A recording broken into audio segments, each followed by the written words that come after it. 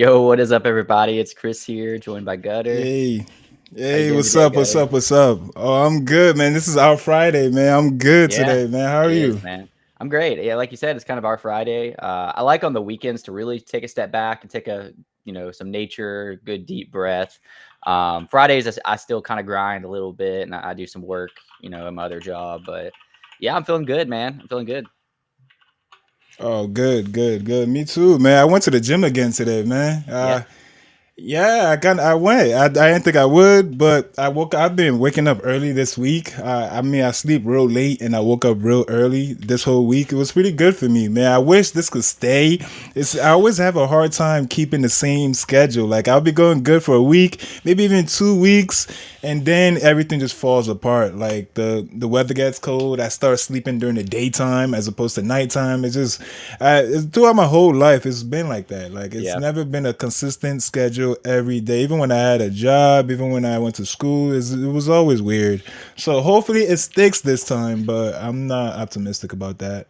I feel you, man. I'm the same way. I don't trust my own consistency, and especially with like sleep patterns, because it'd go from me going to bed early every night and waking up early to like one day I just won't feel like going to bed, and then my whole pattern of flip over. Do you feel like you missed some good plays? With going to bed earlier and waking up earlier.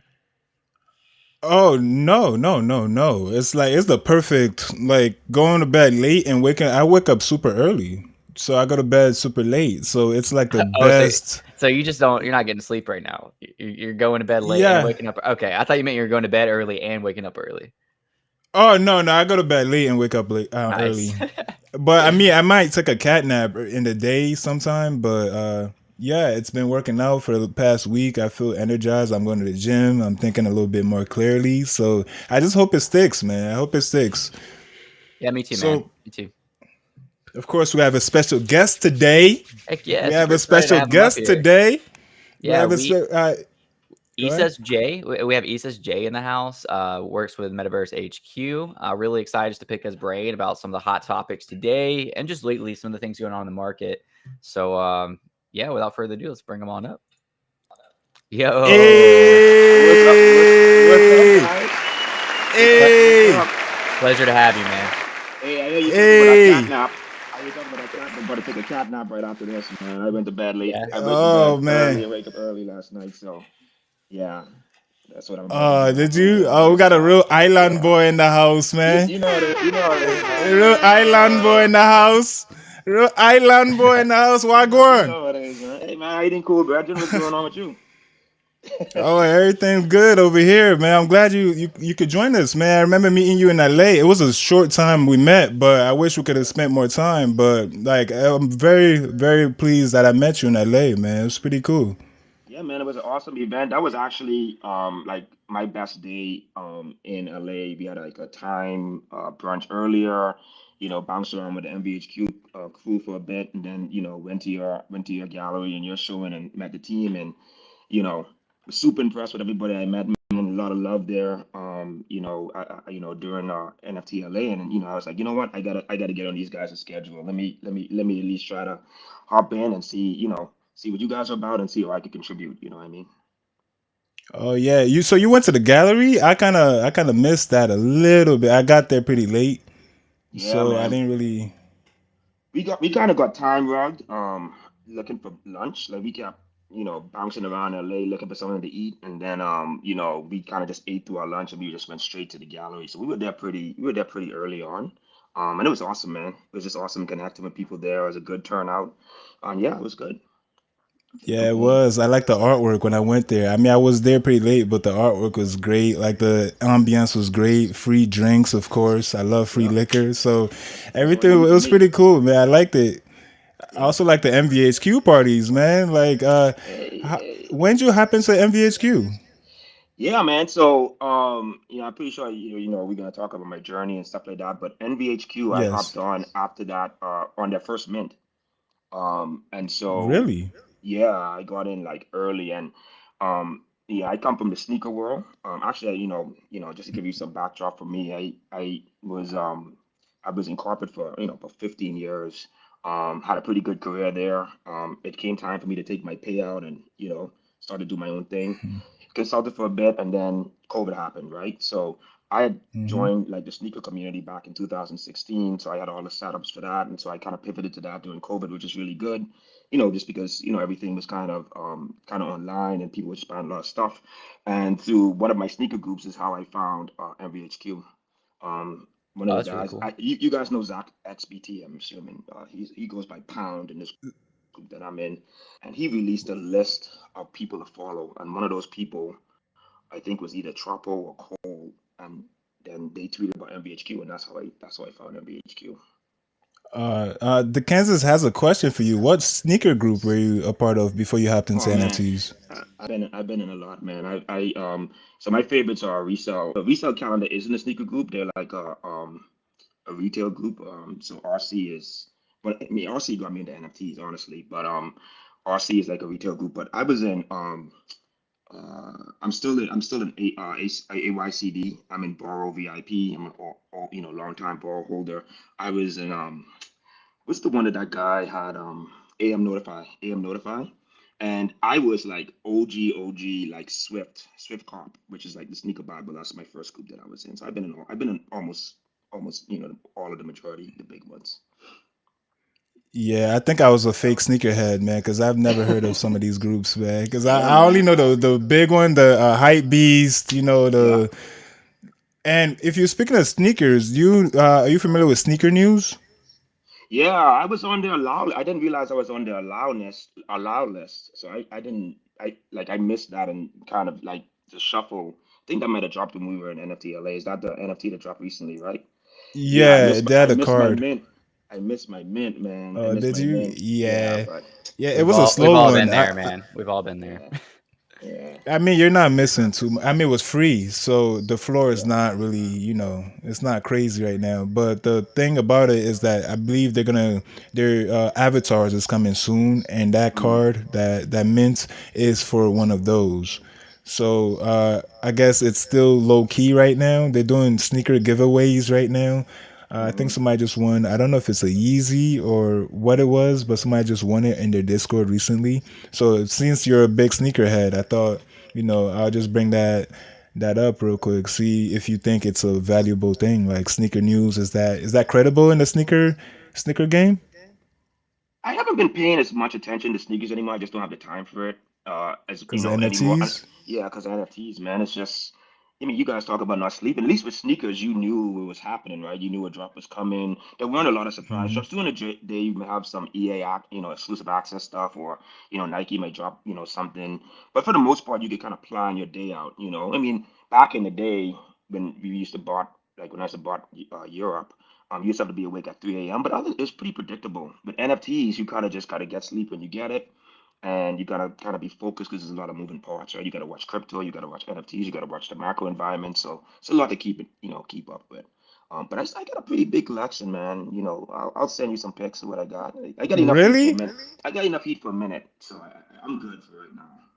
I'm So, good for right now. Uh, even judging by your Funko Pop collection in the background, would you Oh consider yourself yeah. a collector? Yeah, I mean, I would not say by trade, but yeah, I have a collector kind of mindset. I That's mean, cool. if I were to show you around the room, I got Oh that, and yeah. yeah, oh um, wow. yeah, and that's just and I still got two closets full of sneakers that I need to offload.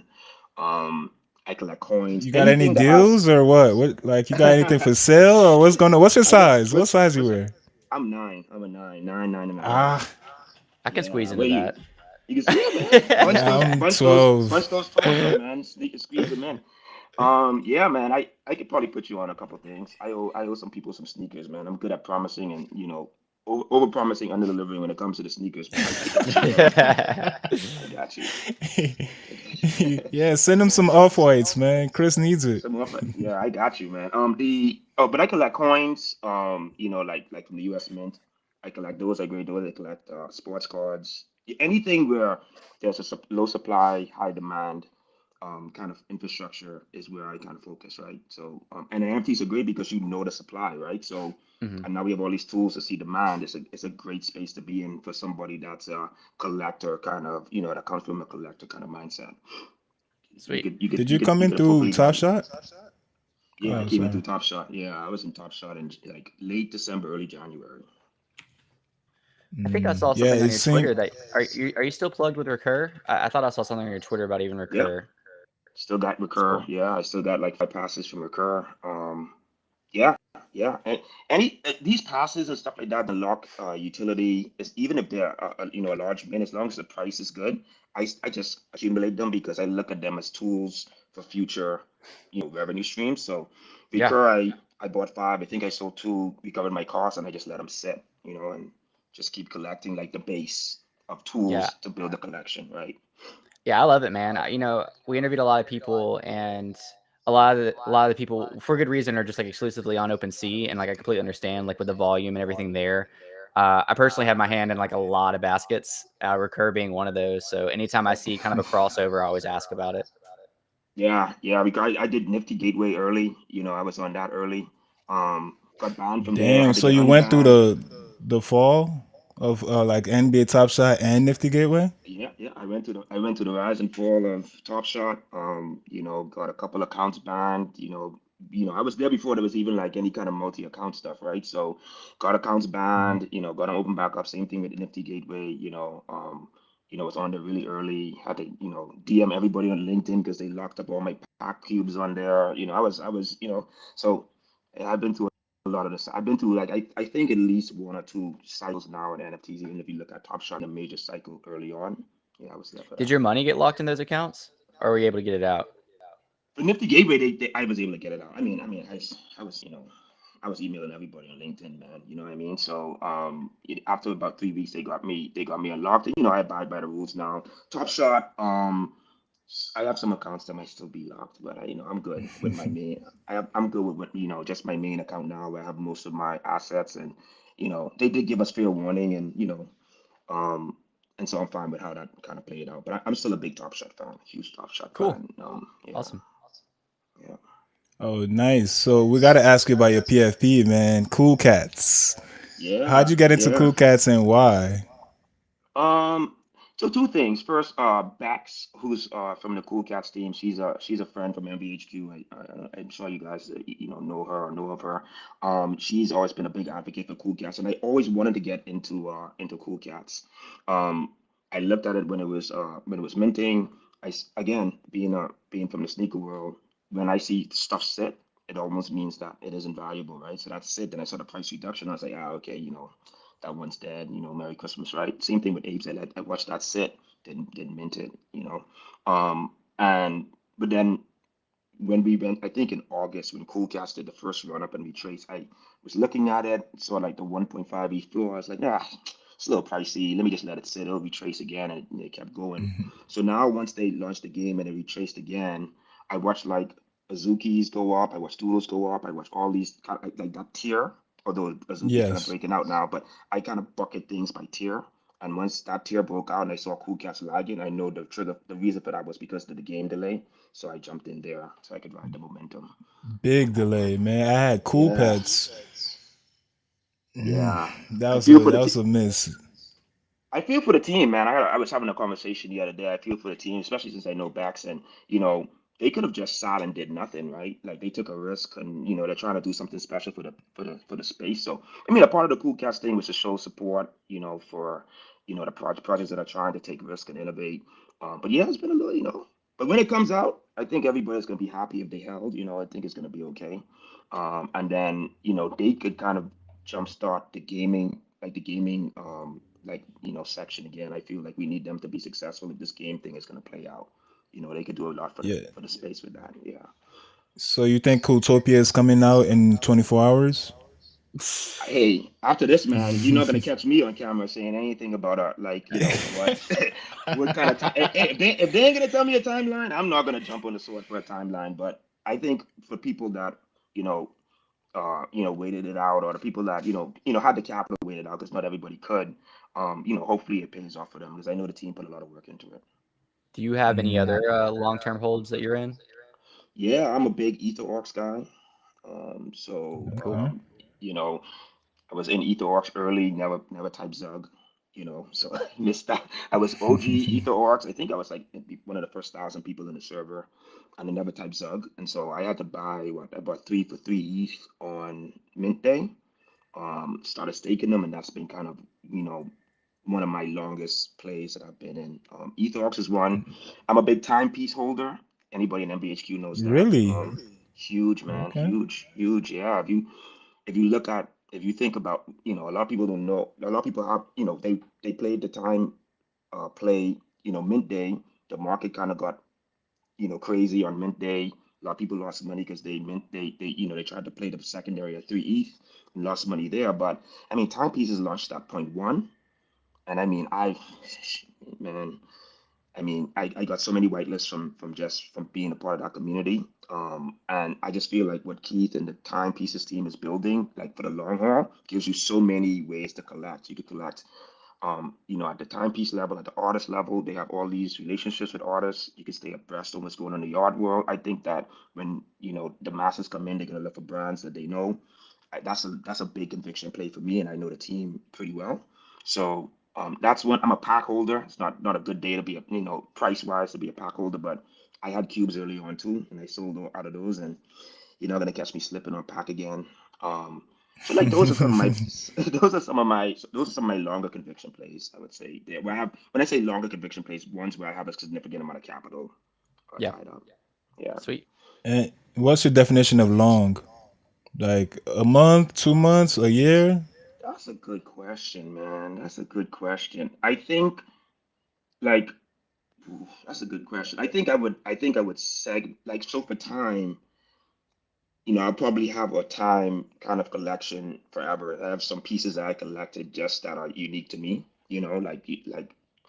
When they did their last drop, my dad's birthday, I collected my birthday for my family. So those are just things we'll just always have. Mm, But for me, time with me, for me, like in terms of like a long-term hold, I'd be saying these are probably like 2 to 3 month minimum holds, or if there was some major catalyst that trigger that, kind of makes price moon, then I would consider selling. But until then, no price fluctuation would make me, would have me like de-risk. So 2 to 3 months would be where I would say longer term hold begins. But some of them, I probably have for a long time, forever probably. Yeah. I like that answer. mm. Yeah, I hope you got the Nyla Hayes and Time collaboration.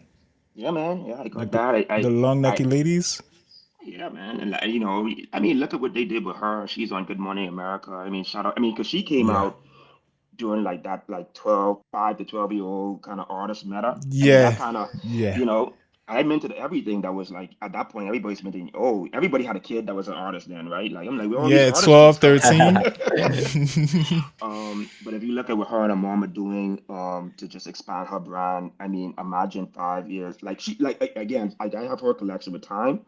I've been trying to get my hands on the Serena Williams piece just because I'm a big Serena fan, but I have like Queen Elizabeth, which is one that I really hustled to get, and a couple other pieces sprinkled around. Like that one there, I collected because of her and time together. So she's this big now. Imagine 5 years from now when she starts to, as her style develops and she gets like Hmm.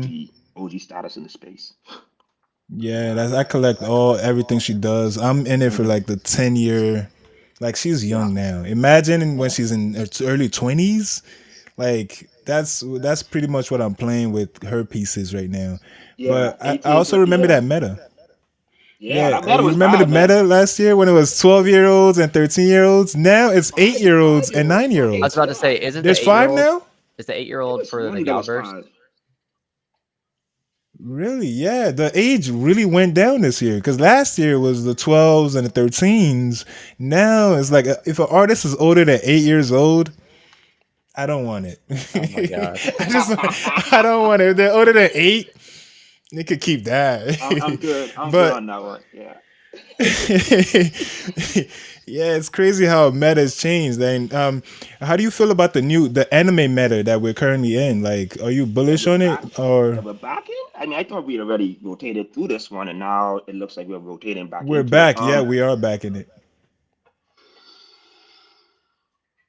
You know, I know some of the homies are really big on it. Like for me, I, I'm a big anime guy. Like I watch a lot of anime. But for me, I don't. There's not a lot of barrier to entry. You know what I mean? So, and we've seen that with all the different projects that spun up. I mean, look how many people a lot of people made money during the anime era. The last time, a lot of people lost a ton of money on anime in that Yeah. last rotation, right? And we just see how easy it is to spin up. And if you look at the anime kind of universe, there's a lot more supply that could come in, even from credible artists, like with like shows and stuff. So for me right now, I'm minting and watching momentum, but those are ones where I probably need to do a little more research, I would say, before I could say I'm big on it. Did you mint any of the Mhm. Galverse this morning? I did. I Okay, minted cool. Of those. course he Yeah, did. yeah, I minted those. Point. I mean, think about it. When we're doing anime meta, it was like 1 ETH, 2 ETH mints, right? Point 0.5 was like the floor. I mean, some of these mints were super expensive. Point oh 0.07. I'll throw point oh 0.07 Yeah. to anything, man. Yeah. Yeah, I'll and yeah, they I'll mint already I'll mint you're this winning. I'll mint this I'll mint this interview for point oh 0.07. You know what I mean? And I put it in Don't let Trevor know that, man. Don't put any ideas in his head, man. Because I have a feeling it's because of you that he went into Time magazine, man. Because that's one of his biggest loss. Because we had him on the show, and he told me he hmm bought some. He meant to sell it at a different price, but he kind of bought it at a high price. I forgot the story. It was like our first interview on here, and yeah, he doesn't like Time that that much. But you're bullish on Time, so. super bullish, man. Super bullish. Yeah. But what do you we have a question for the Kansas. What do you think the next meta might be? Because yesterday we were talking to Griff, and we think Omni chain might be a new narrative that's being painted right now, and it might be the next meta, but it's still very, very, very earlyish on that Omni chain. What do you have any inclination on what like the next meta might be, or be back to? It might be back to cuteness again. Who knows? So so actually my probably my largest investment, like in terms of like the longest time and the most like consistent thing that I've never sold has been this thing that's called Polychain Monsters. And it's like just like a Polychain guild. monsters. There used to be Pokemon. And Mm-hmm. it launched like early, it launched before anything kicked off in NFTs. It was like April 2020, 2021, April of last year. And they're the reasons why I set up multiple MetaMask wallets, because they had this thing where you claim an egg, and if you got the egg, you got an IDO, and then just so you could mint the coin and then you participate in NFTs. They're omni-chain, so they're Wait, Binance. what's not to interrupt you. Is there what's the difference between polychain and omnichain? We kind of have that little me and Chris kind of have that little differentiation that we're kind of missing. Like, is there a difference between a polychain and an omnichain? No, so Polychain Monsters is actually the name of the project. But they're on three different. Omnichain to me just means you have one asset that's kind of that you could use across multi platforms, right? And so that's one that's on um Polygon, BSC, and Ethereum. And they got a dev team that they went through the whole cycle where they were super hyped and retraced, and the dev team kept building, and they're about to launch their game now, right? So that's one that's omni-chain, but that's one that I'll hold, and it's not one that I'm necessarily. That's one that I'm holding for the mass adoption game meta. So like when we have like massive people coming in and playing game, massive amounts of people coming in and playing games, and then seeing what they do there.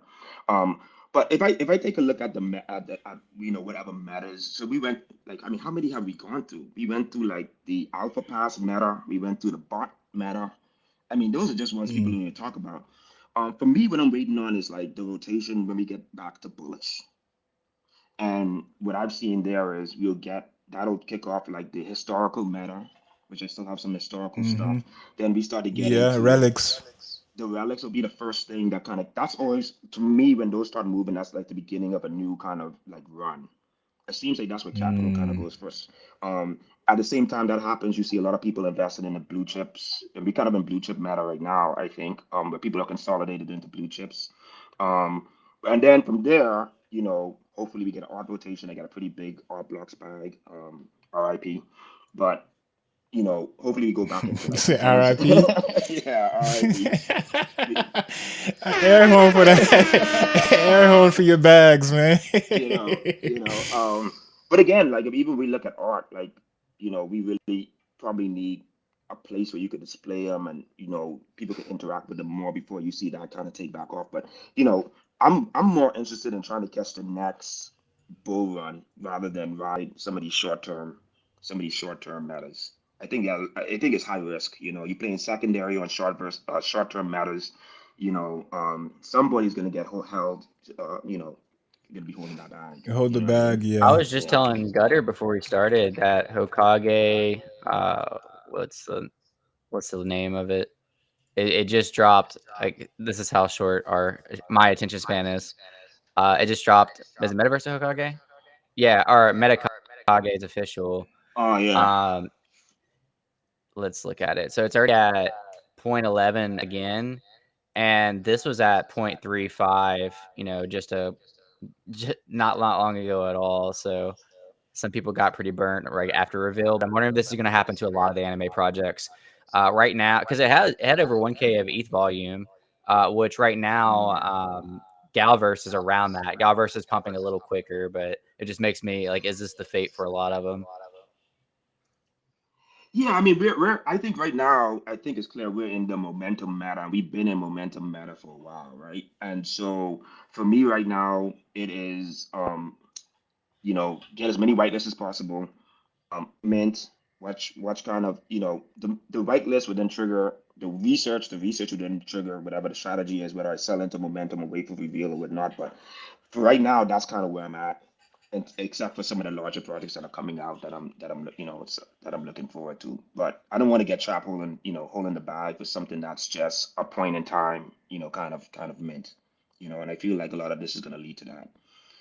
So you think Galverse is gonna go to zero, I or no no what's up? no no I don't. I like I don't know.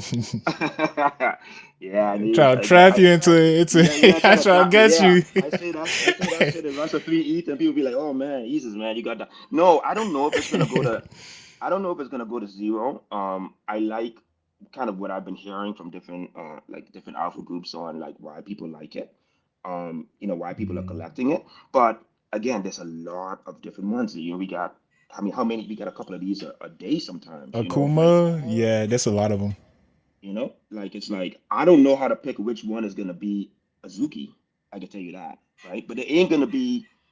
I don't think that there's gonna be 10, 15 Azukis that come out of all of these anime mints. Yeah. So, No. you know, Is this the one that Grifton said that an 8-year-old was involved with? Like, it was like an 8-year-old's idea or something? Was this the same project, Gutter? No, I don't believe so. I saw the artist. She's the one big thing about this is that they are actually Japanese. Yeah, that's right. And they plan on making like an Yeah, anime with it. yeah. It's already It's almost just point like five, by the way. yeah. I see that. Yeah, it's running. Are you still holding these, or did you exit? no, I'm still holding. I'm still holding because when I look at like nerds, I saw that the floor is pretty thin around that, resistance level it is right now, or where it was around point 0.5. I don't know where it is now. Let me take a look. Yeah, like if we could break through that, I think that they are just about to mint out if they haven't yet. I want to see this mint out before I decide what to do. And I want to see if we could break this point 0.5 level here, and then I'll Yeah, make some decisions. Grifton told us this morning that they over allocated the allow list. So Yeah, I was mad about that one That because that's I interesting. wasn't. That, Yeah. sorry. No, go ahead. Go ahead. Go ahead.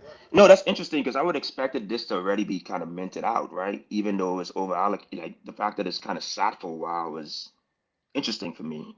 That it sat and the floor got this high, even though it was over allocated. I don't know if you guys were What do you mean looking at that. sad? I mean, it's sold out. I think But it didn't like sell. It didn't it's sell out sold out. immediately, did it? No, because it's all it didn't go. It didn't get to public. Is what the public is supposed to be at 5 p.m. We're like in 3 hours from now. But if you remember, there was a time a couple of weeks or months ago where when they said over allocated whitelist, it meant like that was going, that was going in the first 15, 20 minutes, not over the course of a couple of Hmm. hours, is what I mean. Yeah. Oh, So like when I okay. hear that, I'm thinking rush the mint. Yeah. So people are basically grinding for public Mm. list, pretty much. If it's over allocated, it's not guaranteed that you get it. And geez. So what do you look into when you start trading? Like what's your routine? Like do you do this daily, or do Yeah. you are you more of a collector? You don't really sell too much. No, I resell, man. I got a lot of capital in NFTs. So, and this is my, number one focus now, right? So, um, like right now, like if I think my days are different based on what part of the market cycle we're in. So during a bull run, like we were in, from July, August, kind of beginning of September, August. yeah, Yeah. August was the massive one. Like when it's like that, I'm waking up. I'm not sleeping a lot. I'm sleeping 2, 3 hours a day, and I'm hopping in the voice chat with the homies in MVHQ, and just watching everything, and I'm probably minting everything that comes out, right? And then Mm. if you're doing that much work on the mint side, then you gotta really be on top of, momentum and kind of figuring out your exit and that kind of stuff. With this kind of like whitelist matter that we're in, where it's like, oh, you're not guaranteed to mint everything anyway, and unless you're playing momentum secondary heavily, you get a little bit more of a slower pace, right? And so now I could actually read what it is I'm minting. I mean, in August I was minting stuff I didn't even know what it was. Yeah, I was just, it was everything was so hot, Everything right? was going. Yeah. Everything was just mooning. So now I could kind of focus my like attention span to I'll let the market kind of value these things and kind of drive me to what I need to go research, and then I'll go and do a little bit more research on those things. So my morning looks like I wake up, I open WGMI, you know, um, Yes. Your student. portfolio. We Yeah, had the creator on the show as well. Yep. yeah, I know. I think he's from MVHQ as well. At least he's in MVHQ. Yes. Yes. Yeah, I Yes. know. So Sneaky put me on that early. He was like, "Yo, you got to get this WGMI thing." Like he's been a big proponent for that. And I open that up every day. I sort by volume, so I see what's kind of moving. If something's moving, then I hop and try to figure out what's going on in that Discord. Hey, why are we seeing price action here, right? Whether it be the volume increase or floor price increase. So I start there. Mm. Um, Open up NFT Nerds, see what's trending. Open up Conian to see what's minting. That's my, that other one. And then I start doing a little wallet sniffing. I got the Ninjalerts thing here, so I see somebody mint something. I'm going in Nansen. I'm looking at their portfolio. I'm looking at how profitable they are. And then I'm trying to figure out why they're minting or why they're selling. You know, um, like those are different stages of my day, right? Like, and then of Mm. course, trying to get all these whitelists and stuff like that, so I can make sure I'm at least in the game. Yeah. So with that, what wallets do you actually watch when you get to that point? Like, I know you watch some of your friends from NVHQ. Like, do you have a Mhm. list of the people that you trust that if they buy, you're definitely going to look into this? Oh yeah, I mean, who am I? I mean, yeah, I mean, I've been in MBSQ for a long time, so I have a lot of these guys. I could just reach out to them and be like, hey man, we, what you seeing here? And then I mean, if you guys have been in an MBSQ, they have like a constant 24-hour shot. So people are telling you the stuff, right? Like they're telling you why. You see Griffin was on here. He's a Yes. pretty popular guy on an MVHQ. Like they're telling you the whys, right? So you just gotta be plugged in Mm. and listen. And then you kind of gotta align, with who you're hiring it with and why they're buying to whatever your kind of strategy is in this space and what your kind of portfolio looks like and how much risk if you're risk on or risk off. Yeah, but I gotta I got I got everybody on DM. About to start DMing you, man. See what you buying. I'm watching everything. I'm watching you. I'm watching Trevor. I'm watching everybody, and I'll reach out. I'll reach out via DM and ask. Why are you looking at this? Yeah. Okay, yeah, because I just started doing that as well. Because JJ, because when we had JJ on here, he told us that sometimes he does that when there's there might Sneaky might be minting something and he might just reach out like, "Why are you buying this?" And Sneaky might just say, "Oh, I'm just having fun. It's just a DJ and play Hmm. something like that." So I've started to incorporate that too in my research. Like when I see JJ mint something, I reach out to him like, hey, why are you buying this? And turns out it's a big alpha from MVHQ, and I need to be buying this as well. So that's how it's kind of going recently. But yeah, you've been in MVHQ for a while, man. Like the Hmm. floor price, man. I want to get in, man, because you guys have cool parties and you guys have some amazing alpha 24-hour station on there that like Hmm. and everybody we've had here, like Jacob Myers and Mitch, they tell us these things that no alpha group ever really Hmm. like the details, like the knowledge, like, oh, you could bypass the mints if you go here, like no alpha group really, really does that. So I just want you to help me FUD MVHQ so the price Man, goes you down want just a little bit more, dog. Just a little. you want to see my DMs blow up? Let me say something like that. Nah, man, I could never, because like I'm not an artist, right? So like for me, like we got so what I like about the way like MBHQ stuff, and there's a lot of groups out there. I've learned not to fade. Before I was like, MBHQ is the only group. Like I'd never buy another pass. But then of course we got into whitelist meta, and now you have to try different things. And now I'm jumping in other groups and kind of seeing how the other groups are structured and stuff like that. But the thing about how they structured MBHQ from day one is you have like the general charge of the general voice, and then you have all of these like channels. And when you go into the channels that are like, okay, gaming, PF, art, all these like there are people like Clifton and Peerless and some of these guys um that are Grape, who is a big game guy. Like you get these guys that are like they know their shit. So I don't know it. I don't know. Like I know market structure. I know kind of like economics and trading, but like in this space, you got people that know these specific verticals really, really, really, really well. So that Mhm. access to these kind of maxis in each of these different verticals, being able to be on like a first name basis with them when they answer my call, like that alone is worth the price of admission, right now. Mhm. Just the breadth of people in that group. Pretty much everybody that I consider like a close homie is somebody that I met, mostly that I met in MVHQ, in my NFT inner circle.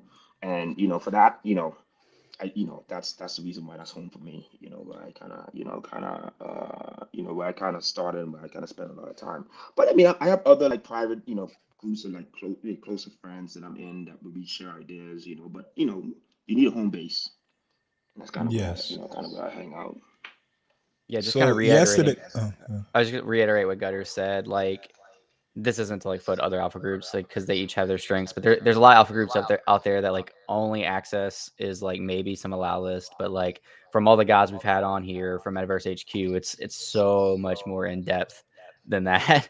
I mean, you basically have professionals of a new space. Yeah. Yeah, yeah, Yeah. and to see the growth of the people in the space and to see the how everybody's kind of styles diverge, right? Like again, if we go back to September, August, July, August, this everybody had the kind of same strategy, right? There was kind of like then now that we have so many different avenues that we could go down, you start to see the specialists emerge. You start to see like who is the person to listen to in this space, and just because I've been in there so long, it's easy for me to quickly identify the go-to people whenever there's something going on, right? And everybody is super responsive. They cultivate that. But I'm not gonna fade. I'm not gonna fade my like my groups that I act. I have some private groups of Yeah. friends that I trade with. I get a lot of we share a lot of information there. But MBHQ is kind of where my home is. Where I kind of check in every All day. right. So homies are. So yesterday when we had Griff on, he put us on to the next MBHQ alpha, which was the Galverse. Mm-hmm. Today we're gonna need you to give us something, man. What's next? What should we be looking at? Do you guys already have a allow list to anything upcoming that you think is gonna be a hit, Man, relatively speaking? I got a lot of allow lists, man. Like the big one that I'm watching right now is this figure art. You heard of that Figure one? outs? Yeah, No, let's poke that figure up. God, Where would figure I God. where would I find that at? You gotta find that Twitter. Go The on Twitter. Twitter, yeah. Let me Yeah, try to. How do you spell it? I'll send you a link, Chris. Okay. yeah, Figure and then GOT. We did have this question, but I can address it because we did ask somebody else this, and they basically can't say. I'm sure you can reaffirm that though. What's that? It says, will MVHQ keep their group size the same next year, or will it grow? If he knows or has a guess, we did ask Jacob that, and he said he couldn't Mitch. say. Or Mitch, was it Mitch? No, we Yeah. asked Mitch. He said he's not gonna say. Yeah, I mean, I leave that to Poop and Mitch and Jake and the guys from Yeah. there. Yeah, I won't speculate on that. Oh, I for think sure. Yeah. I think it's a good size now. But I think if I were them and if they, and they're pretty smart guys, some of the top traders in the space, I think they're going to take a look at the market and let like the NFT environment kind of dictate the size and that kind of stuff. And I'm pretty sure that they're going to make sure that they take care of the holders in the community. So I just kind of leave that, let the universe take care of that one. But Yeah. yeah, Yeah, Chris, I sent you the link. Pull up that figure got. We want to see. So when you do your own research, like what do you look at? Do you look at the team? Like, do you look at the community? Like, what are your criterias before you actually ape into anything? yeah. So for this one, this was some alpha that was given that was given to me by, I don't know if you guys know Essie. She's like a friend of mine and Bex.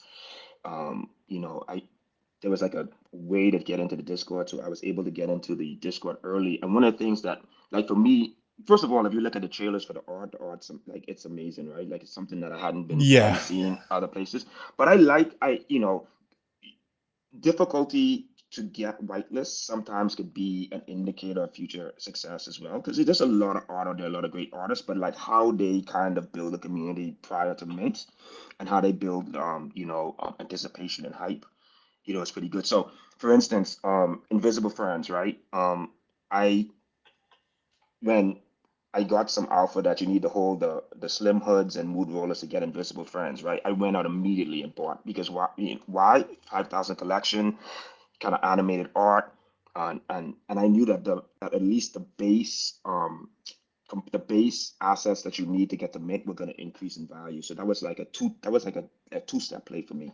Luckily, I got a allow list from Time. Actually, I won that from the Time drawing. So I sold off. So I was able to sell off the assets and was able to mint Invisible Friends by itself. But the Nice. fact that it was very like when they say things like we're gonna put the work in to make sure that we eliminate multiple wallets and all that kind of like the harder it is to get to the mint, if it's good art and a good team, then that goes up high on my list. The next thing I would look at is, the social stuff gets, you can't just look at in a vacuum anymore, but it's still something to input, right? Like, hey, how active are they? How active are they in the Discord? What kind of community are they building in the Discord? If we have time to do all that stuff, um, I would look at that. But for me, I want to see how they're managing the hype for the project. How are they going about building partnerships and collaborations? What type of people are they looking to collaborate with to bring in their community? And then to get to mint, what are the types of things they're doing to drive a mint, right? To drive to drive hype for their mint. That's the upcoming mint. Those are kind of some of the criteria. And then, So secondary stuff, utility and all that kind of stuff. But, those everybody has the same stuff, right? It's the art, the coin, the game. I mean, everybody just goes down the Rolodex of yeah, utilities these the same days. thing. Yeah. So I minted a project yesterday that just defied everything you said, and I agree 100% with you. And it was like it made me just like want to like I wish the founders could get introduced to somebody like you before they try to drop their project. But it was the Me6 project. It's Mm-hmm. like they have everything necessary to succeed as far as like a following. They have probably money. They have Utility. utility. Like when they say they're going to drop a token, it's probably better than a random project coming out, dropping a token. But none of that, dude. Like their interaction with Twitter is awful. Their interaction on the Discord is awful. Their communication is terrible. I'm saying this as somebody who minted. I'm not trying to like flood the bags of anybody. Because I minted Flooding your in own bags. yeah, well, I meant it in hopes that because they're cutting supply today, that like in the next few weeks they'll get it together and bring some guys from the Web3 space and really like go up from there. But like, yeah, they just didn't follow any of those core elements you just named, and it's like I don't know. I did. It's funny. I actually sent this to Mitch. I actually voiced my concerns in the Discord, and I said you guys need to reach out to. I named like three big groups. I said Metaverse HQ, Nifty Alpha, and Rug Radio. I was like, you guys need to reach out to them, offer them some passes, and let them introduce you to the space. But I didn't get So much of her. yeah, they're not gonna respond. They're not Yeah. gonna I mean, respond. why would pre-mint be at 1.5 and Me6 be at below mint and not minting out, right? I mean, like to me, those like, and I Yeah, know JJ, I called out Me6 and I minted it as well. I think long term you're gonna get the value out of it, but um, you know, again, like pre-mint when we're not gonna do the Discord thing. They had a tool out there. We're not gonna do a Discord and a community thing where we're just gonna build. And they didn't even kind of tell us what we were going to get until after like right up on mint time, right? 0.25 is hmm. expensive for a mint for something where it's like I got no Discord. Like, what are you going to actually give me? And now look at the price. Like, why wouldn't Me6 be something that would be similar to that? I mean, all of us use Discord, I know why it wouldn't. What's that? Because well, in the NFT space, pre-mint is pretty much has a monopoly on this allowless meta right now. Yeah. But when it comes to Discord, there's so many different bots people use for Mm, NFTs right now, and Me6 is still slow to that. They're not really the forefront of NFTs and Discord. Like there's other bots that handle NFTs much better than Discord has. I mean, mm, Me6 has been doing. So mm. that's why I would say Premint is up because it's the only one really for now. So Dickensa asked who's behind Me Six. It is actually the same person who created the Me Six bot. I found that out last night. His name is Anis. He's like not really known on social media at all, other than like the fact he created the bot. He has like a couple hundred followers on Twitter, and his partner also is involved. And they apparently, I listened to the AMA they did a couple days ago. They apparently have a team of 30, but again, can't find that anywhere. Like you can't find that on the website, can't find that in the Discord. I'm like prying in the Discord trying to find these questions, but on the Twitter AMA, they said they had a team of 30 trying to expand it to a team of 50. I don't know, man. Also, the mint process was confusing, right? It wasn't like it was like for me, I had trouble trying to figure out like could I mint or not, right? Like it. So I think Mhm. they got some work to do. We'll see what happens. Cutting the supply will always be a trigger, but yeah, I minted a couple. We'll see. Hey, that's good to know. We can go Yeah. down together. Or Yeah. go up together. Yeah. Let's hope the opposite. Let's hope go up. I will say, I'm sure you know this, but the cool thing about them cutting supply is that all holders get a substantial amount of the Me6 tokens dropped to them. Well, if they cut supply, you get more tokens, Yep. obviously, because there's not as many allocated. So that was Yep. kind of a cool point for me because if it's like 50% minted out, although that has some red flags to it because like how A much lot of capital do red they need? flags. Yeah, and all that. But like ultimately, if just the token alone does decent, and I now hold a substantial amount of that token, maybe that'll pay itself back, and then some. No, But that's I mean, Q4 though. they already have revenue, right? Because I mean, I have a Discord where I had to buy me, so they already have capital. So this is just additional cap. They should have enough money to pull off whatever it is that they're telling us they're gonna do. That's kind Like I of that's said, kind of how I'm feeling about it too. And yeah, yeah, their mint process, like their pre-mint. You're talking about how good projects execute that pre-mint well. They sent out an mhm, email.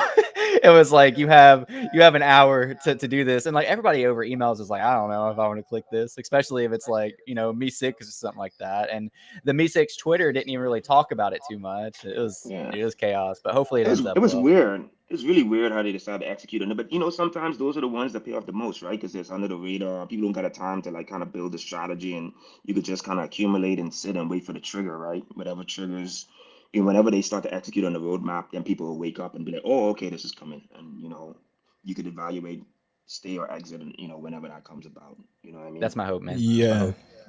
Yeah, I know they will execute. Is that them being so new to the space? I think they underestimate how long it's gonna take them to execute. Because if you look at like major NFT projects, it's when they make a promise, like even Cool Cats, they make a promise, they don't realize how much like different it is when you finally go public. It's not as straightforward as you might think because just because you've been doing it in Web 2 for so long. Web 3, there's a lot of intricacies that you might not cover, and I don't think they know that yet. They make a lot of promises. I'm not sure it's gonna be done as soon as they think it's gonna be done. I will That's say just going my going back to the token, they have already talked to the government, figured out security, filed the forms. Like they've already done all really. that with the token. Yeah, I listen. If you want to like go reaffirm that, they had an AMA on April 11th. You can go listen to from the Me6 Avatar Twitter.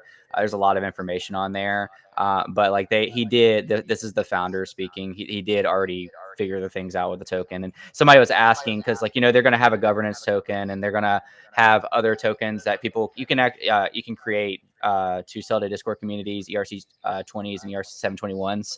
And somebody asked, well, why don't you just give all holders like a percentage of those? And he brought up how that would obviously that would affect security because they already talked about that and they already mentioned it. So like they do have some things prepared in the back end of things, but ultimately I do think that's kind of what you get for like Web 2 trying to enter Web 3 space. The hope is that they'll get it together and moon later.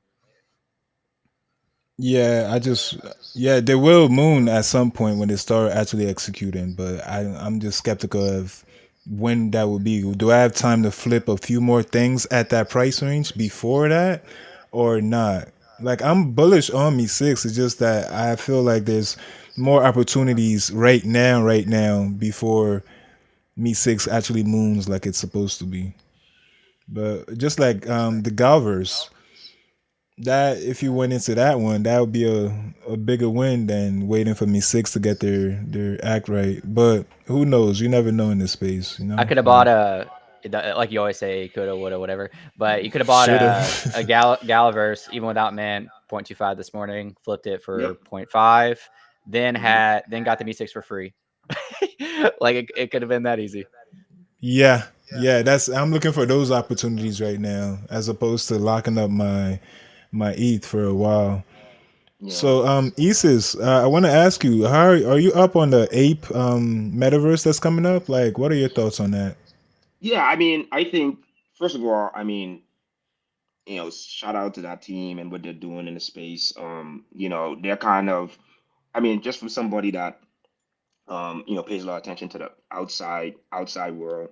Um, kind of my network outside. Like even those people are asking about apes. So just the attention that they're bringing and what they've been able to do, build a multi-billion-dollar brand in eight, what, 9, 10 months or a year or however long it's been. It's incredible, right? What they've been able to accomplish. And so what I think is happening, and then also shout out to the holders for being so disciplined, man. I would have sold that shit like 100 Yeah, I would times have been before, sold. but you talk to these guys, man, and ladies, people are ape holders. They, at 1.6 ETH, when people were calling it out in MVHQ, they had the same conviction at 1.6 ETH as they have at 100 ETH. That never changed, Mm. right? So they built a nice community there and kind of like the pinnacle for community. I think that with all of the noise that they made, both with each drop they've done and also the value they created for the holders to the mutants and the kennel and the ape coin. I think that a lot of liquidity that is kind of frozen in the market right now, people waiting for that ecosystem, right? It's a big drop. Um, hopefully all these people on the outside that can't afford an ape or a kennel or a mutant, this is the entry point for them into the ecosystem. 200K supply is a lot. And I think if that project is Yeah, one successful, Ethereum, that's a lot. That's two. I mean, if I do the math, was that 200K. 200,000 times one to 200,000 Ethereum, right? I mean, it's a significant amount of money. That's a lot. It's a lot. But they've shown that they create value for the community. I'm pretty sure that, and they got a good leadership team running it. Like if you look at their all-star, cast for board members. So, but I think what'll happen is if that goes well, I think a lot of people outside are skeptical. They think they're skeptical on NFTs, but they kind of know that apes are in that realm of like, large caps that are getting to the point where it's almost not too big to fail, but if apes go down, it's I not was about to impacting ask with it. about that. You Yeah. know, you see apes end up, severely, depreciated from where they are now. I think all of us are in trouble in this space. So they're kind of almost, at Mm. that level. And so if I'm an outside investor looking into getting NFTs, and I've been listening to the land meta and the whole metaverse meta, I'm probably going to be waiting for my entry into ape, right? And if they could sell it at 200K supply, and create value at that price point for that much supply, I think we start to see a lot of momentum in the space. You know what I mean? I think that that's a really good sign for us. I think a lot of people are waiting to see what that looks like. I know I'm waiting. I mean, I have like Yeah, me. multiple plays I want to do on ApeCoin. So we'll see what happens. Mm. Yeah, we have a question from Adil. Knowing that Arcade Land, the people of Arcade Land built Apes Metaverse, and they also went ahead and built Arcade Land recently. How do you think about that? Do you think that's a positive thing for Ape Metaverse or no? I mean, I look at almost like, you know, um, because even if you even want to go back to, I don't want to say like sneakers or clothes or that kind of stuff, but there's a lot of companies that, build something and other people and white label and other people can kind of use it. So, but it doesn't matter what they build, they will have the ape kind of name and brand. So I think that Yeah. people look at those two things, kind of separately. I haven't looked at like what the roadmap is for arcade versus apes, but I almost feel like you know the fact that the team built both shouldn't affect the branding that ape has in at least in the ape world. I can't say what that means for arcade, but I mean they've been doing pretty well themselves. But in the ape world, I think It's ape. They can launch anything, man. People are gonna they've Yeah, shown enough they don't value that miss. you know, you know, 2.75 mutant. I remember when that launched that Ah, night when yeah. that happened. Like, we didn't wasn't even sure if it was a scam, and we still threw that amount of ETH at it. So I think it's gonna be fine. Yeah. Yeah. So since the apes can't miss, they've not missed anything ever. What do you think happens when they finally get their first miss? Like when they finally bring out a project that kind of it doesn't hit right. Like what do you think that's gonna do to the brand? You think it's gonna hurt them, or you think they're just gonna keep rolling because they've won everything they've done has been a win. I think we gotta define what a miss is, right? So if I think about the events leading up to the mutant launch and all the speculation there. And then, Steph Curry the night before, putting the PFP on Twitter and the balloon into 65 ETH. I mean, and then the mutants dropping, and then everybody speculated mutants are going to hit 10 right away. And then they kind of ran to 5, 6, 7. They ran a little bit more, and then they retrace all the way back down. And then H retrace all the way back down. I mean, you could almost look at that as a miss, right? I mean, people were accepting 25 ETH offers a couple months ago on apes. You know what I mean? So, and that was all because of the ecosystem that they had created. Dogs had gotten down to like 2 ETH or sub two. There was a lot that Mhm. was that to me that would be we promised to collect a airdrop or we promised some utility. The utility was given, and the utility plus the price of the ape was negative. People went negative. That to me is a miss. But these people don't sell. Super Bowl happened. Super Bowl, we didn't see the Super Bowl ape. I thought, okay, let me see if Yeah, this thing tips. Nothing. Oh, they launched the mutants. I thought that the mutants were going to be a problem with the ape. There was some I noise thought so. early, I thought so. early. Um, Nothing. So I think we got to define a miss. Because even if it retraces, because of the mentality of the holders, I think that again, if they if if they miss, they take the market with them, and it have to be something wrong with like the ecosystem for it Like to two actually. hundred thousand ETH. It's a lot of money, That's a man. It's a lot. lot. It's a That's a lot of money. lot. It's a lot of money. Yeah. But I Yeah, mean, that's 200,000 ETH is what 20. Does that be 20? we have to do that 10,000 ETH math. Hold up. project, 20, 10,000 ETH projects. I mean, we get that in a day. I mean, in January, we were seeing a lot of things dropping for point 0.5 to an ETH. We saw, there's a lot of liquidity being, I think people, when they look at liquidity being taken out of the market, they look at it per project. But I think we got to look at it like, like based on how much liquidity is floating around and what the anticipation and the hype is. So 200,000 like that day, I can assure you, if I was launching a project, I would not be launching it at any time around when Ape's dropping. And so, you know, Yeah, because you know where the liquidity is going and you know everybody is, kind of trading on momentum. So you know it's gonna be tough for you to get momentum because everybody's looking to spend ETH on this. So you may see less 10,000 ETH projects 10,000 collection projects launched that week, and then it may not be as bad as people think, but it's a lot of money. It's a lot of money. that's a lot of money. It's a lot of Yeah. money. Yeah. So if the apes do go down, who do you think is the next best contender? Is it Azuki's? Because Azuki's were running for a little bit, but then they retraced a little bit too. Like, what do you think number two would be? Like, I think Azuki's a officially, I know break. punks are out of the race. Yeah, they kind of got bored, right? It's like they're like, I Yeah, mean, yeah, they got they out of here.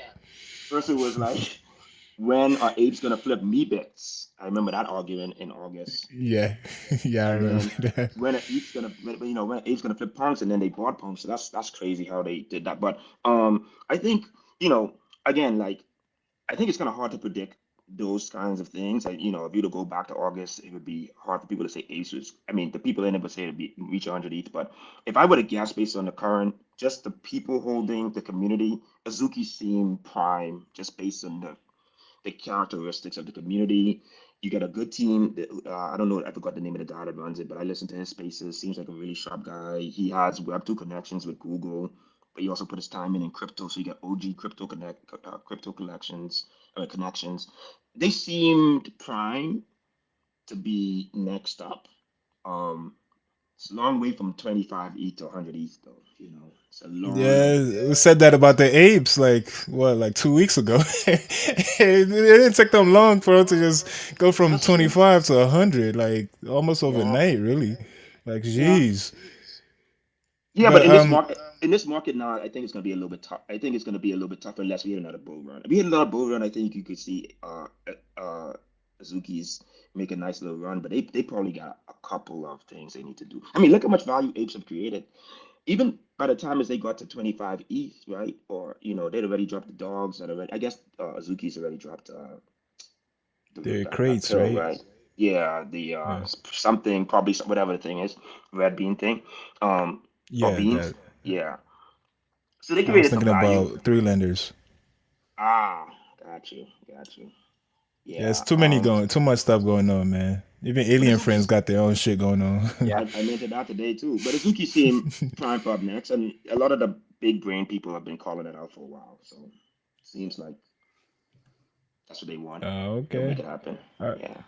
All right, and the second biggest thing that's gonna happen this week is moonbirds. Are you in on that, or what? How do you feel about moonbirds? Yeah, yeah. So, I was tempted to kind of get in there and, kind of move, kind of move capital around and try to, spread myself thin, trying to get into the allow list. But I've been seeing like a trend where it seems like, I don't know, it's pre-mint or maybe some other, there's something where they're kind of watching that now because it doesn't seem like you could win as much as you used to. So I don't want to mess up my, chances by trying to do too much. But yeah, I mean, I faded proof. I minted proof. I minted two proof tokens. I, yeah, Ah, yeah, shit. yeah. I minted two. I sold When'd them you for two sell? immediately. I mean, I think I sold it before it even hit my wallet. Oh, That's oh Yeah, no. great. yeah. Oh no. I know. Oh I know. shit. I know. Cross, who's a friend of mine, was big on it. He's the guy that told us to get it. Mitch was big on it too. Even Sneaky was like, "Yeah, man, don't sell this thing too early." And it was like December, and I minted. We were in the middle of a bear season. I was like, two weeks, I'm out. Nah, Oh yeah, no. Now it's at nine like ETH now. 90. Yeah. I That's a tough love one. that. So Jeez. again, how can you fade that? They already kind of proven value for their community. So yeah, that's a big one. But I think we'll see how that goes once they mint. Yeah, Like, can you, if you were to predict over and under, what do you think the flow would be the first 24 hours I after think it mints? I think conservatively, I've been seeing estimates of 5.5, I've been 6. seeing that too. Yeah. I think you could see kind of like an invisible friends kind of run on it, right? Because if I so like I don't know if you guys looked at Conan yet, the Konyan, tool. not as much. Hmm. Yeah, I've heard about it plenty of times on the show. I haven't looked them up yet. So Conan has this thing called like Next Blue Chip Indicator. Really? Yeah, so what they Oh. do is they basically look at the wallets that are collecting, the communities that are collecting certain projects. And this is something I'd asked Nansen for. I talked to the Nansen team a lot, and I'd asked them for this months ago because I was like, like when you look at like a community like Cyberkongs, right? Like these people that held this shit for like a year, I should got 100 Ether, I still didn't sell. I mean, if they are collecting something, they are not like the typical kind of momentum traders, right? Mm-hmm. Same thing. Now, apes are kind of in that same thing. Though I think apes had a lot of volume turnover, but they're kind of there. So when I look at like proof. Okay, so the proof holders, they ain't gonna sell. I mean, they already showed that because again, 1 ETH, 2 ETH, 10 ETH, 15 ETH, 20 ETH, 30 ETH, they still holding. 90 ETH, you still holding. I'm like, Mm-hmm. okay, I believe in you. I believe in you and your community. That's all it takes. Yeah, if you telling me, you could create enough belief in your community where you could have, literally,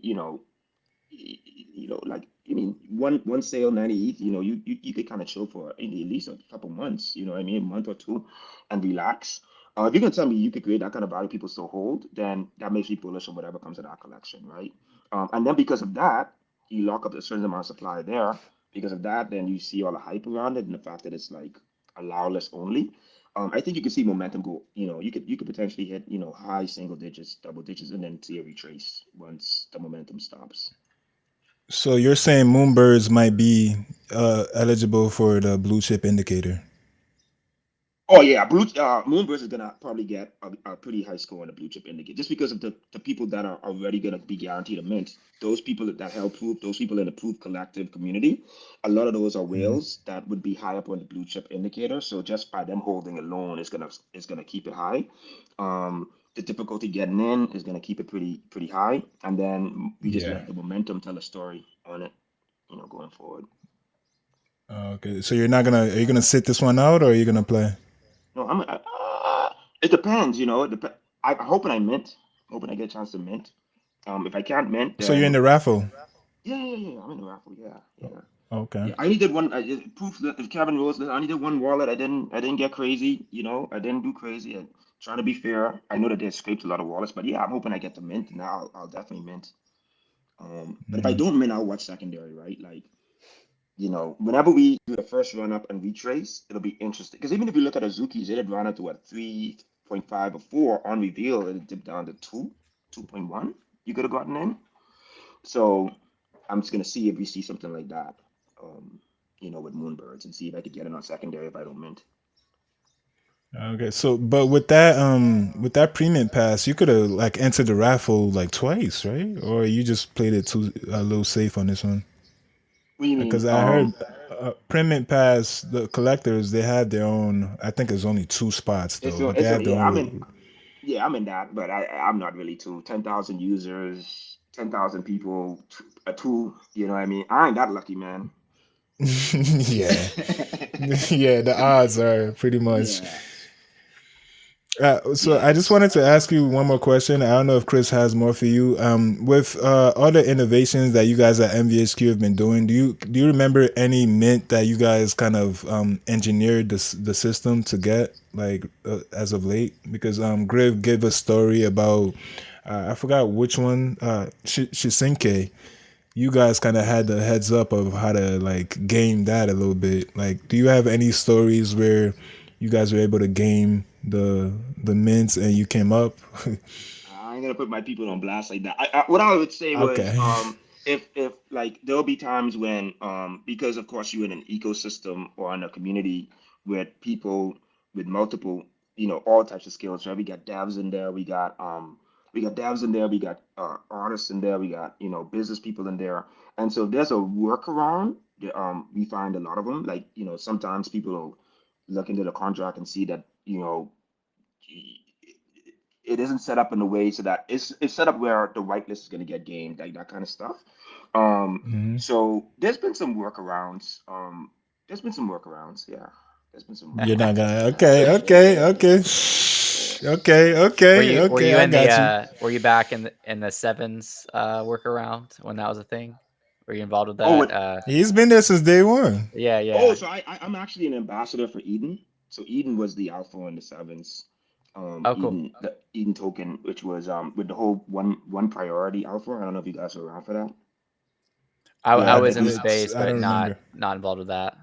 Yeah, so there was a minute there where so yeah, the whole queuing up, the whole, Yeah, you yeah, used to be yeah. able to, so you queue it up and then you have Eden staked, and if you get into an Eden block, you could get in with only one priority gas. That's why I got time.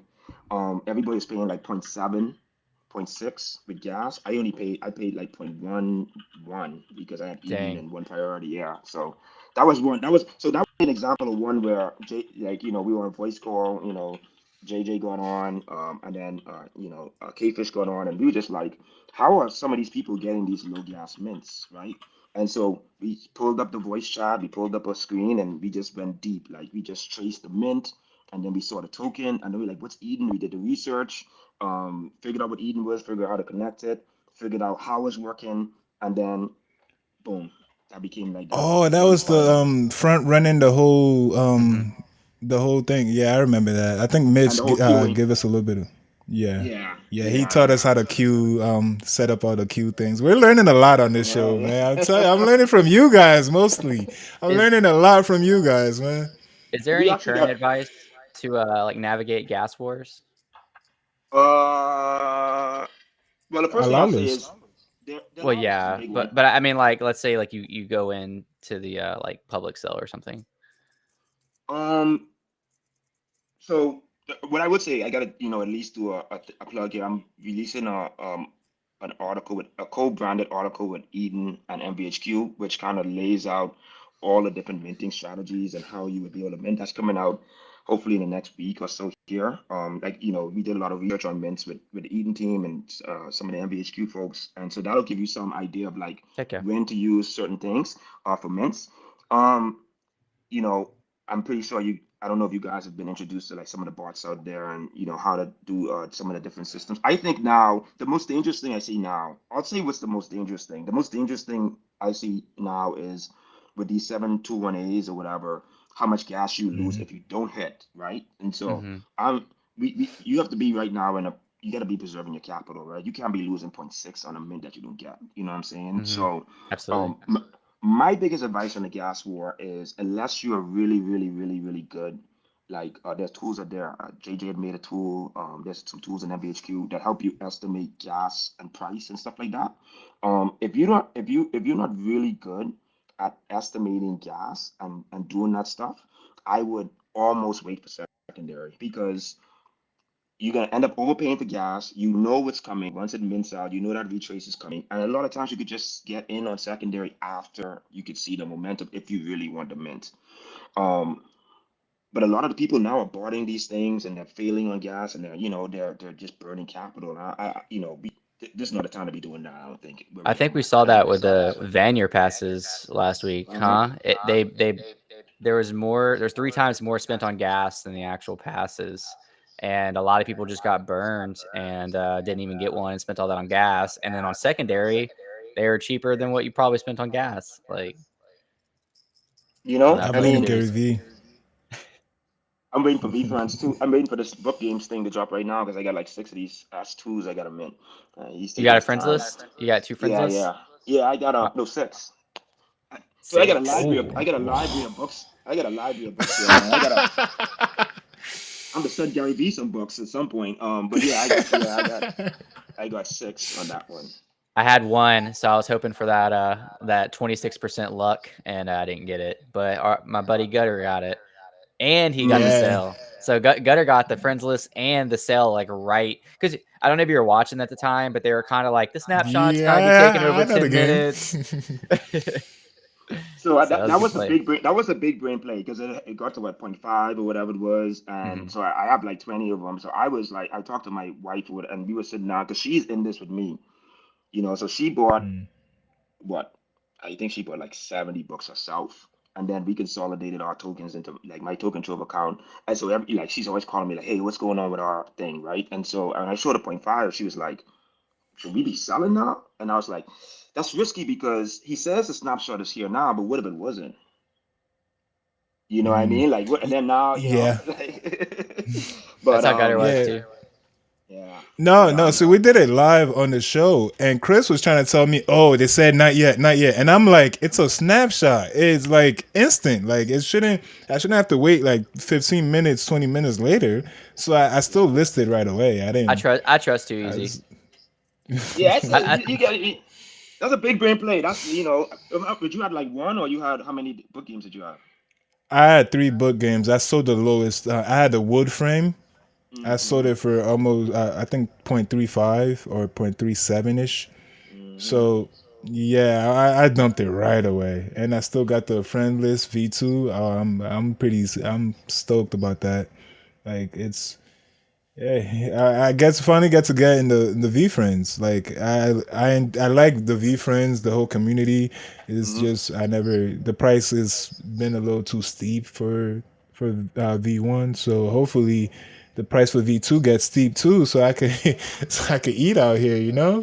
That's all So I really want. You feel me? you would ask me for some alpha. What I would say is some alpha on book games, or at least what I plan on looking to do is, especially since I didn't do that exit. Although I've learned not to fade Gary V. Just the guy that built his Web2 business on like social media and all that. Like Yeah. I got into basketball cards because of Gary V. He carried the whole basketball card industry for a while. So I'm like, it's kind of hard for me to fade him, especially in the down market. But like I think you did a smart thing. You sold the wood frame, but then I think the other exit you have if you're still holding book games is if that's say season 2 mints out and we see a high floor, right? Which is what I'm hoping for, right? Let's say plus an ETH. I hope. Let's see what happens, right? Because that's kind of where I need to be to break even for what I lost by not selling, a while ago. But let's say we start to get above an ETH at 1 point an ETH or whatever it would be, then the demand for the frames to cash in like on the daily raffles, I would just watch the daily raffle frames and whatever frame you have, I would be selling into that pump. That's good. That's good. Good Oh, alpha right there. okay, I might have to let go of my okay, patient okay. pig. Air horns for that alpha, because I don't follow because they have a lot of pings on their Discord, man. It's They not, do. it's hard to keep up with them guys, but I didn't know that. I'm Yeah, definitely gonna sell into that. I'll DM you. The other thing for that channel, there's a Gary V message thing because he likes the app in the It chat, does which is not videos even. every day, Hmm. really. Yeah, but they have a tracker. Yeah. They have a tracker where you can just see his tweets, so you can kind of see what he's saying because sometimes he just drops alpha in Yeah. the gen chat. Yeah. But there's a Um, list of the tokens and the days. I'll show it to you guys so you could keep track of which oh, days each okay. raffle. Yeah, each Yeah. raffle is happening. Thank you. Nice. Appreciate that. Yeah. Thank you. Because my other two frames are rare-ish, so I could get good money if there's a pump going into any of those frames. So You got a I'm rainbow watching. or what? You got a rainbow or No, I got a Galaxy, and I forgot what the other one is. It's rarer than the Galaxy. I'm like a forgetting what it champagne? is right You have a now. champagne one? Nah, not that rare. I don't think. Okay. Yeah. But Emerald, I think Emerald Oh yeah. frame. And he Yeah, said to collect the emeralds. He said like he had tweeted that early, the green frame. So I would expect some interest when we get to that burn. okay, And you okay, got none of yeah, mine. okay. You got none of I'm mine. waiting. So you got none of mine. So whatever you're doing will affect me. So I go to work, man. I have all the 20 you got. You don't have I have one like Emerald and Galaxy. stuff? I got one Galaxy, Okay. but I got a bunch of champagnes, I got a couple caviars, I got a couple Oh, nice. marbles. Yeah, so I'm like, I got a clear set I could get into the raffle. I got a marble set I could get into the raffle, and then onesie twosies on the other ones. Yeah. Mm. And okay. Sorry, I just seen what the Kansas said. Yeah, you dropped some great alpha on that Gary V book, man. I had no idea you're a big collector of those things. So yeah, I'm definitely gonna be watching because that's some like everything he touches is gold, man. Like everything Gary V. I don't know about his brother though. That's a whole nother person, but everything Gary V himself touches is a gold. I think AJ, we got to see, what I mean, because I saw he was talking about this pass. He was actually talking about it, but the growth game stuff was going on. Um, I think Gary ain't gonna let his brother fail, right? So, you know, we No. gotta figure it out. We have to figure it out. Just figure out a good entry, and if you got something, just wait until you get your exit. But yeah, there's a lot of riskier projects out there. I think you could be holding right now if you're looking at your bags where if it has a V Chris in your check or knows. whatever. What you mean? You seen Chris's portfolio, man? It's all hidden. It's all a whole bunch of. I like that OpenSea just started auto hiding things sometimes too. But yeah, I never Yeah, yeah, don't hide your stuff though because if you hide it, does it show up in WGMI? it shows up everywhere, really. Like Because in it's only hidden WGMI, in OpenSea. okay, good. Like, well, I don't know if WJMI shows it, but I'm thinking more like all the other marketplaces show it. Like Looks Rare, which shows it all. Rarible shows it. I think X2Y2 might show it. So it's only hidden in OpenSea's marketplace. Well, I would check WGMI and make sure. I don't know if you guys use that, but if you use that to manage your We portfolio, use it. because yeah, check if the hidden comes up because sometimes the hidden like I had this slime whatever thing that I'd minted like DGen days, night crew days or MVHQ. It was like early August. We minted for point one. That shit went to negative. I think it might have been negative zero. Um, What's a negative? like it was You owed on money. I was like, yeah, you gotta hold this and you gotta pay rent to hold this thing. And I got out of it. I got out of it for one ETH. I got away for 1 ETH. And then Really? I had crypto surges that I'd minted back in March or April of last year that got to 4 ETH. These are things that I had like I it's like they're so far down my OpenSea list that I couldn't even find them, right? And then, but if you, as long as they show up in WGMI, you can see the volume, then you can, get notified and look for an exit. So make sure that the hidden doesn't not show up in the tools like in WGMI Okay. and stuff like that. Yeah, keep an eye on them. Yeah, I only just started using WGMI since like what 2 weeks now when we interviewed the founder here, Mm-hmm. Tomo, NFT Mm-hmm. Tomo, or Tomo, he said, Yeah, nah, not yeah. Tomo. Did you But buy it yeah, or I did only did just he send started it to using it. you? Oh, me? Yeah. Oh no, he You gave bought us premium, but I also bought the pass, the premium sweet, pass sweet. as well. Yeah, yeah, because that it's a no brainer. Like Yeah, it's very useful. So for I sure. only just started using it recently, so I'm not hip to all the different intricacies yet. But now I'm gonna use it more because I was just using it just to see evaluate my portfolio. But now from what you're saying, there's more to it. Like seeing what's running that you could sell out of that you didn't know they were running. Yeah, so Okay. so first of all, we're in a bear market. Don't look at your portfolio value. It messes with your mental health, right? So like which Yeah, it projects you're does. gonna, like it makes you make bad decisions. So like I don't look at that total because um I know what the environment is we're in now, right? So I almost kind of like don't even look at the top. The biggest thing you could do, and this is some alpha, I think Sneaky gave me this, but um out of the box, it doesn't give you 1 day volume. I would add 1 day volume as it's like one DV as a column. That's the most important column in WGMI, but I don't think it's out of the box native. You got to add it in. And so if you Mm, add that 1 day okay. volume in and you sort on 1 day volume, you immediately see what's moving within 1 day. Really? Yeah, and Okay. that's the most important feature in WGMI for me. 1 day volume, 1 day volume and floor price. I look at those two combined, and I don't look at anything at the top.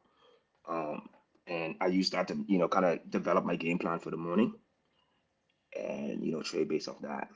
But it's not out Oh, of the box. okay. So you probably don't have it. You probably don't have it in your columns. Um, you gotta add it in one DV. It's gonna change how you look at your portfolio for sure. Okay. And do you like how long? What's your typical hold time for projects you buy into? Like, let's say Galverse. On average, how long are you like? When do you look to exit of something like that? I probably hold longer than most people. Just because um I'm a gambler, so I always want to kind of see the reveal. You know what I mean? Like, you Yeah, look at me too. people's strategies, you gotta know what type of person you are. So like I know a lot of people that mass mint and they sell pre-review, and it's like I would be like I go back and look at every single one, and then if I get a rare one, then I'm all like I'm messed up, You right? be mad. So I'll be Yeah. mad. So but usually I try if it's something that I don't believe in, and there aren't a lot of stuff that I that are coming out these days that I feel is like high conviction plays outside of the handful that we talked about. I would once I see the volume coming in, I would check WGMI. Then I would check why there's volume. So is there some collab or whatever? And then I'll set a target, right? So then Mm, I would look at if it's revealed, I look at the trade floors and kind of price around whatever the trade floor is. If it's unrevealed, then I start looking at the momentum and picking my targets based on the momentum. So in like NFT nerds, you have this like the listing walls, so you can kind of see where like the resistance is going to be on a trade. And so I'll try to pick an exit point. If I have multiple, I'll try to stagger them along those walls, so I can stagger my mm. exit out. But you kind of know, right? Like even if I pick up Galverse and I see here that like what's this here now? Sorry, let me just change this. Let me just change this thing. Like I could see here that so let me change it back. I just see here that there's a huge wall at like zero point 0.6. If we break zero point 0.6, we can run for a bet. You know what I mean? And so let's say I was holding a bunch of Galvers, I'd probably start staggering them out, leading into that wall and then seeing if the momentum, like that's kind of how I price my stuff. So I don't you build them. Yeah. no, I was gonna say we learned from JJ that he called it laddering. Yeah, like laddering. Yeah. laddering out. Hmm. Okay, so you Yeah. So use I that same ladder. strategy. Yeah, because you don't want to be building a wall, right? Because now you're a part of slowing the momentum. You know what I mean? So if it eats through your wall, you lose. A lot of times, if you build a wall, that means that either A, you could build it too high and you get bounced off of, or B, it could just eat through it and you lose that additional momentum. If something's moving, I'm actively watching it and listing as it's moving one by one. And if everybody did that, then we wouldn't see these walls, so we give it room to run. But if everybody lists at the same price, then that becomes the resistance that everybody else is trading off of, and it hurts everybody in the that's in that collection. So I try to not be a part of that problem. I try to like watch momentum and stagger my listings with the momentum. So One you're not a one. floor breaker. I try not to be. I mean, I've bricked a couple. I've been around a while, man. I bricked some stuff.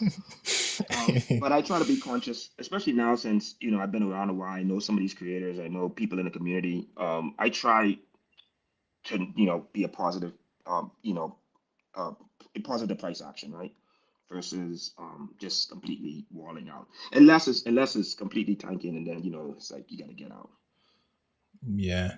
Well, yeah, I could go on forever. We've already gone on past Oh yeah, that lot of time. But yeah. Chris, are you still here, or because Oh, I of know course, when his man. camera I'm just goes off, that I'm means just it's time soaking to it go. all in. Yeah, I think my camera's got like an hour and 10 battery life. I actually Wait, learned that you're from doing not this plugged show. in? Which no, I can't plug my camera in. Oh, okay. Yeah, I know it's a weird thing, but yeah, I've just been soaking it all in. That's some really good takes. And like Isa said, like the market would just look healthier if everybody used that same strategy because there wouldn't be these like huge walls to break through or anything like that.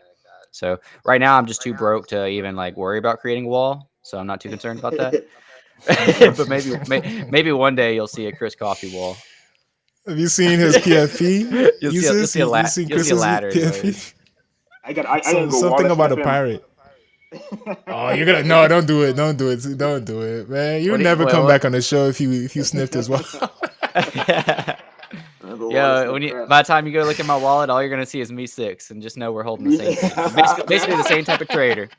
Blue chip indicator right there. I gotta email Coney and let them know we get a new blue chip indicator. Yeah, no, I mean, so I think what I would it sounds like you guys are wrapping up. Like for me, from a macro perspective, I'm not taking a lot of huge plays now just because of the macro environment. I'm looking at Q3.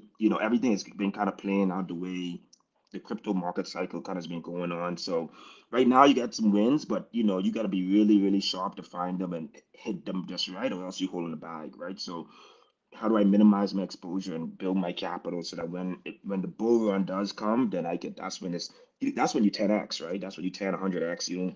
It's kind of hard to 10x in this market. So then why am I putting up that amount of capital at risk? In a market that is basically built to chop me out and eat my capital. So that's the discipline I've been trying to do the last couple of months. I missed some plays, but in the bull market, if you have capital, you got to win. And that's what I'm and that's both that's both from Bitcoin to ETH to shitcoins all the way through to NFTs. If you could ride that next bull run cycle, you're gonna be good, man.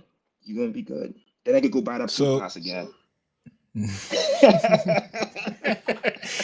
and paper handed for what 91 ETH. Yeah, 91 ETH. No, then you see me build a wall and immediately listed for 75 ETH to get out. No, I'm kidding. But yeah, I'm watching the market right now, macro market. Okay, so you out of all the like the Bitcoin, the cryptos, the sneakers, would you say NFTs has been your biggest win in total out of every different avenue? Let's say crypto, bitcoins, or whatever else you've done in the crypto space. Would you say Uh, NFTs is the biggest dub?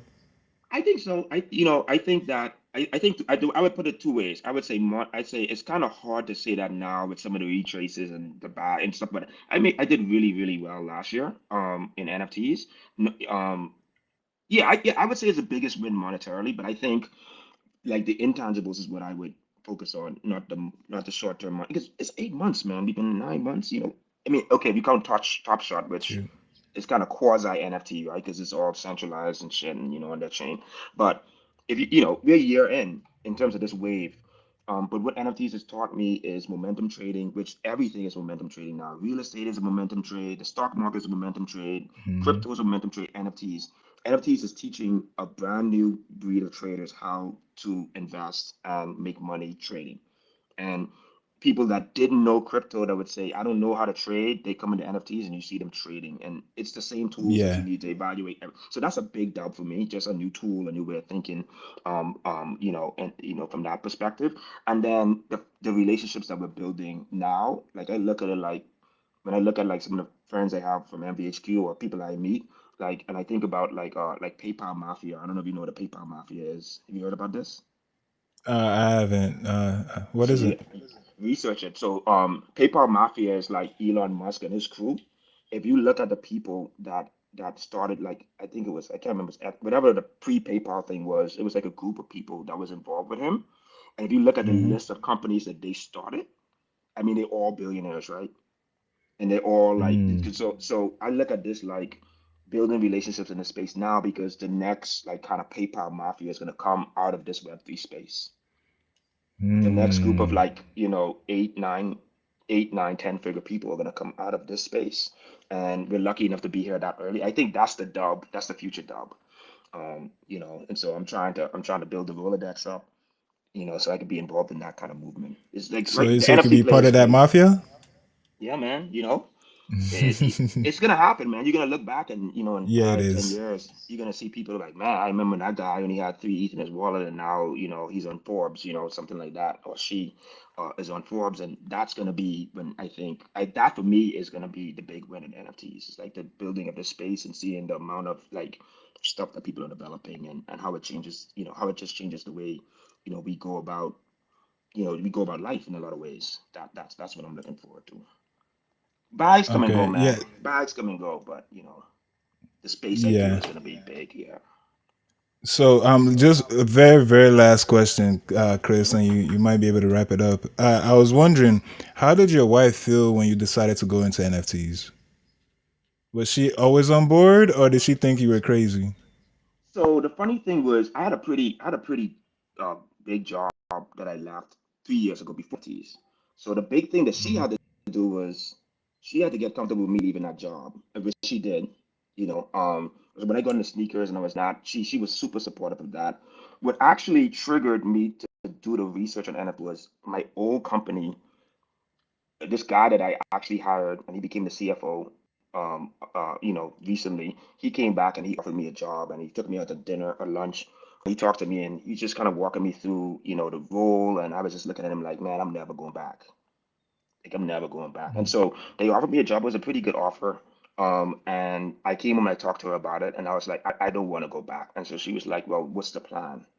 And then so I go, well, retail was kind of dying, sneakers were dying, PlayStations I'd already sold every PlayStation. I probably sold more PlayStations than the Best Buy on the corner here, in South Beach. Damn. Yeah, we did a lot.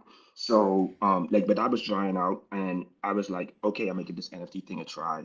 After the first, I in the first month, I fat fingered one of those McDonald's Tom Sachs um, rockets. Oh, I meant to sell for shit. 8.5 and 8.5 ETH, and I sold it for 0.85 ETH.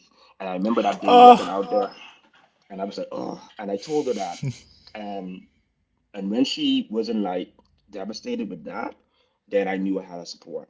And so she's been super. Now she's actually taking ETH out and putting ETH, she has a pretty good job herself. So she's like now, looking to get more involved in NFT. So she's super supportive.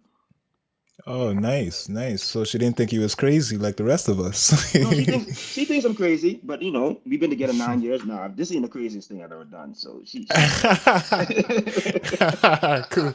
Well, yeah. Thank you for joining the show, man. Round of applause on that one. Thank you, Thanks, Easusj thanks J, for having me, everybody, man. ladies and gentlemen.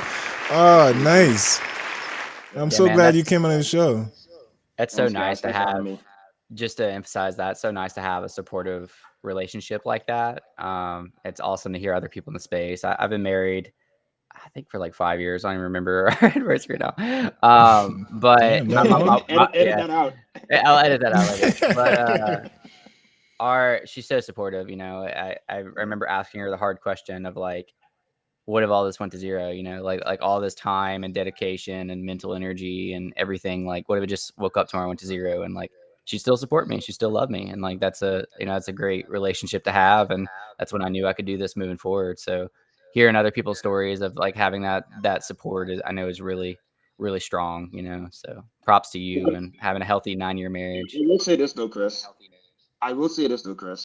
She did make me transfer my 401k and all my investments to her, but like she has access to all that stuff now because she knows that, something happens, I might dip into that 401k and try to make a play, you know what I'm saying? Or, dip into savings and try to make a play. So she said, this is how much money we're gonna invest, and then whatever what this is, like you said, if it goes to zero, whatever. You know what I mean? I don't care. But and then the rest of our long-term kind of like equity positions, she kind of takes care of. Shout out to her for being like she's on top of all. She's a finance person, so I have that. So she's like, okay, if you're gonna be good, and you could just play around and your crypto thing, NFT thing over there. So I would caveat with that. Um, Yeah, Yeah. Applause for your awesome. wife, man. Round of applause yeah, for your wife. yeah. Being very supportive. Well, thank you again Appreciate for it. being here. It's so nice to meet you. All you Metaverse HQ guys are such treasures. You know, the fact that you came on the show and dedicated your time to be here. So I can't Yeah. stress that enough. Just thank you for everything that you shared and just being here today. Thank you, man. Thanks for having me. This is awesome, and I wish you guys the best. And now I'm gonna, make sure I tune in. I listened to JJ's thing. I got some alpha there. But thanks for what you guys are doing in the space and dedicating your time. And looking forward to seeing you on the other side, generational wealth. Hey, absolutely, Yes, man. yes, we'll Uh, all be there. We'll all be there. open invite if you ever want to join us for another one of these lives, or if you want to hop on one of the Twitter spaces we do on Thursdays. Open invite whenever you want to come back. Awesome, man. Thank you so much. Have a good one. Tell Yeah, Trevor I you say too. what's up. I will. Thank you everybody for watching. We'll catch you guys next time. Peace out.